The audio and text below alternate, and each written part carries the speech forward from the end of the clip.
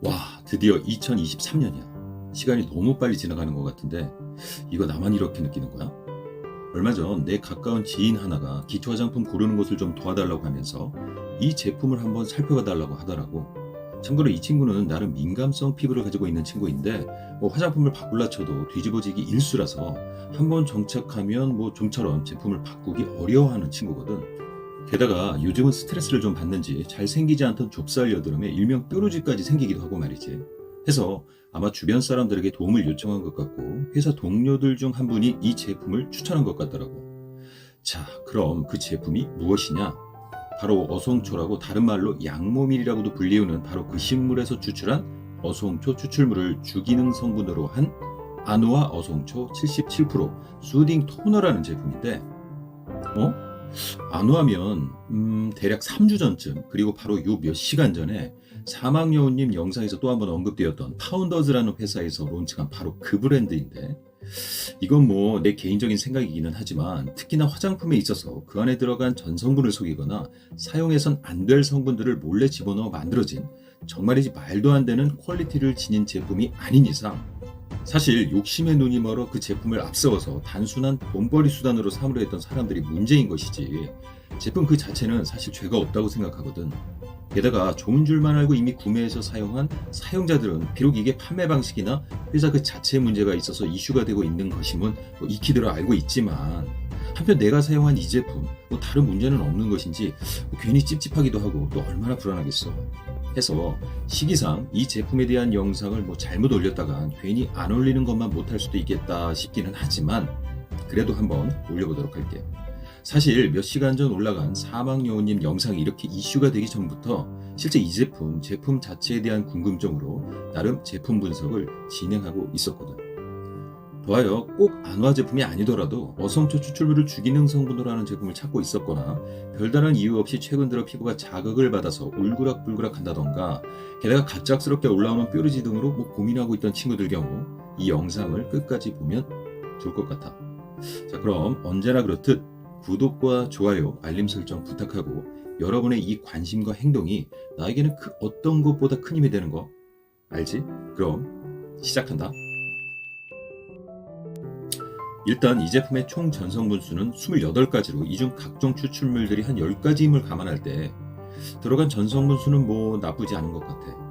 앞서도 언급했지만 양모밀 추출물, 다시 말해 어성초 추출물이 전체의 77%나 차지하면서 주기능 컨셉 성분으로 자리하고 있는데, 이외 역시 피부 진정 기능과 휴맥턴트 보습 성분으로 유명한 베타인과 그리고 판테놀을 집어넣음으로써 제품명에도 담겨있는 수딩 기능, 다시 말해 피부 진정 기능에 포커스를 확실히 맞추고 있는 모습은 이건 정말이지 박수 쳐줄 부분이라고 생각이 되네.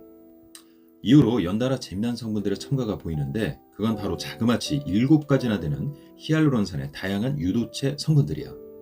히알루론산, 원조 수분 폭탄 성분이라는 타이틀에 걸맞게 우리가 수변형 휴맥턴트 보습 성분, 다시 말해 주변의 수분을 자신 쪽으로 잡아당겨 머금음으로써 피부상의 수분도를 빠르게 끌어올려주는, 여기 같이 들어가 있는 글리세린의 흡수성보다도 수천 배나 월등한 수분 함유량을 지닌 바로 그 성분인데, 이게 저분자량서부터 고분자량까지 다양한 형태로 7종이나 들어간 거 있지.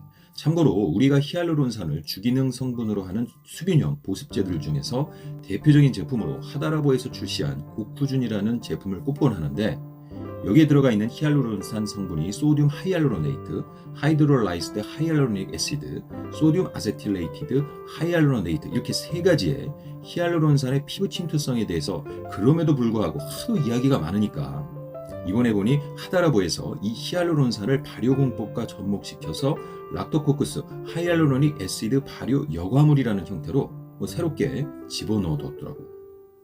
Anyway, 이 아노아 어성초 77% 수딩 토너라는 제품은 앞서 언급한 3가지 형태의 하이알루로닉 애시드 성분들 이외에 하이드록시 프로필 트라이모늄 하이알루로네이트, 소듐 하이알루로네이트 크로스폴리머, 포타시움 하이알루로네이트 등 총 7가지 히알루론산의 다양한 형태를 포함하고 있는데, 다시 말해 여기까지 보자면 이 제품 양모밀 추출물과 베타인 그리고 판테놀을 주축으로 일시적으로 데미지를 입은 피부를 진정시키고 여기에 더하여 이 주축이 되는 세 가지 성분들이 더해서 가지고 있는 휴맥턴트 수분형 보습 성능을 통해서 피부의 수분도를 빠르게 끌어올려주는 것은 물론이고 여기 전성분 후반부에 위치한 7가지나 되는 다양한 히알루론산 성분들을 통해서 그 수분 보습력을 더욱 강화시켜줄 수 있도록 구성된 나름 잘 짜여진 피부 진정 수분 보습 수분형 토너라고 보면 좋을 것 같은데 참 여기서 잠깐 정작 이 제품의 주기능 성분인 어성초, 양모밀 추출물에 대한 설명을 안 한 것 같네. 어성초는 그 유명한 본초광목이라는 책에도 나와 있을 만큼 예전부터 민간에서 사용되어 온 약초의 하나인데 입에서 물고기 비린내와 같은 냄새가 난다고 해서 어성초라고 불리우게 되었다라고 하더라고. 특히나 잎에 존재한다는 퀘르시트린이라는 성분과 데카노일 아세트 알데하이드라는 성분들이 주축이 돼서 여드름과 같은 피부염증에 피부 진정 성능을 보여서 피부 트러블에 다른 효능을 보인다고 하는데 실제로 이처럼 모 대학교에서 이 어성초 추출물을 통해 그 항여드름 효과를 실제 확인한 적도 있어.